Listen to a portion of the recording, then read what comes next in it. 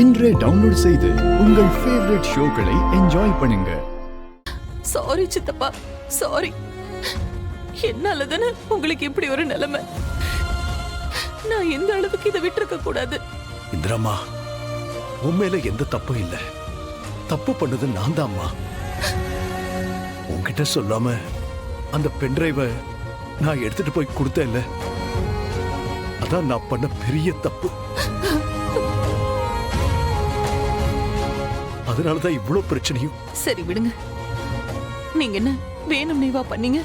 நம்ம குடும்பத்துக்கு அதனால எந்த பிரச்சனையும் வந்துடக்கூடாதுங்கிறதுக்காக தானே அப்படி பண்ணீங்க.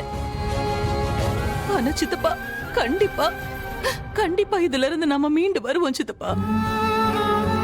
நாளைக்கு உங்களை கோர்ட்ல ப்ரொடியூஸ் பண்ணும்போது உங்களுக்கும் இந்த கொலைக்கும் எந்த சம்பந்தமும் இல்லைன்னு நான் ப்ரூவ் பண்ணி கண்டிப்பா உங்களை வெளியில கொண்டு வந்துருவேன்.